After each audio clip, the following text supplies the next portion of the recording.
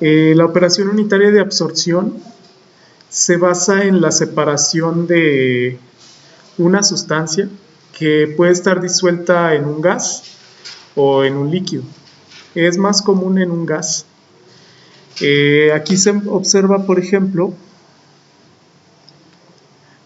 este diagrama para separar a través de un mecanismo de absorción un gas que está disuelto en una corriente.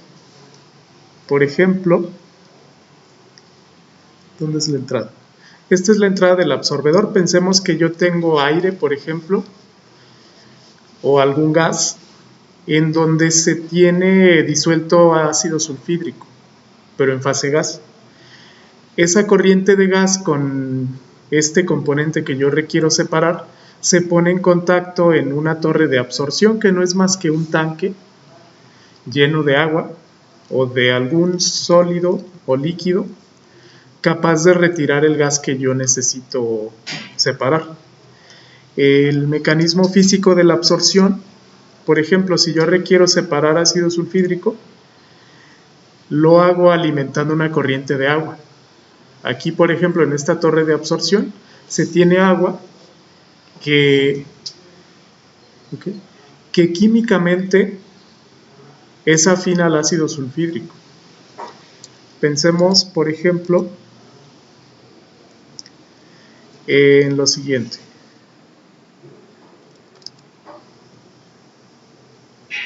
Bueno, pensemos que yo tengo que separar una corriente. Uno de los principales usos que se tiene de este mecanismo de absorción es, por ejemplo, en el biogás. Bueno, el biogás es un gas combustible que se produce a través del metabolismo de algunas bacterias y contiene particularmente metano, ácido sulfídrico y dióxido de carbono. Pero de estos tres, como el biogás es un combustible, se aprovecha ampliamente el metano, que es un alcano capaz de generar una gran cantidad de energía por medio de la combustión. Sin embargo, el ácido sulfídrico y el dióxido de carbono son gases contaminantes que yo necesito eliminar del biogás, cada uno por diferentes motivos. Por ejemplo, el ácido sulfídrico tiende a formar ácido sulfúrico que puede corroer tuberías, puede corroer tanques, por lo que no es factible almacenar biogás con ácido sulfídrico. Y el dióxido de carbono, bueno, ya es un compuesto de carbono en su máximo estado de oxidación. Si yo quemo dióxido de carbono no voy a obtener, no hay reacción, porque ya se encuentra en su máximo estado de oxidación. Además de que este gas no es compresible, o es muy difícil comprimirlo porque, bueno, por su naturaleza termodinámica, requiere una gran cantidad de energía. Entonces, por absorción yo podría separar estos dos que me generan problemas. Lo que se acostumbra es bombear esta mezcla a una columna de absorción. Lo voy a representar así. Generalmente se bombea por la parte inferior. Y esta columna de absorción está llena, por ejemplo, de agua. Se bombea en la parte inferior porque al ser este biogás menos denso que el líquido, bueno, burbujea hacia la parte superior.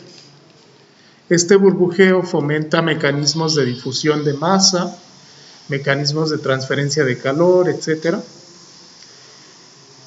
Y arriba se espera que yo tenga biogás purificado.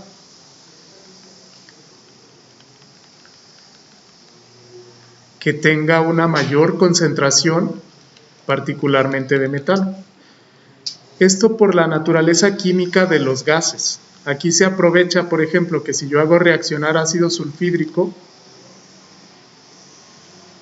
con agua y yo hago reaccionar, por ejemplo, agua con dióxido de carbono. Bueno, aquí se obtiene ácido carbónico.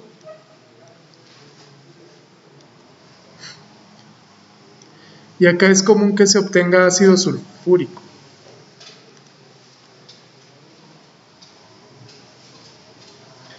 Bueno, generalmente el oxígeno se obtiene del aire porque queda atrapada aquí una columna de aire. O simplemente se absorbe ácido sulfídrico en el agua, separándolo del gas.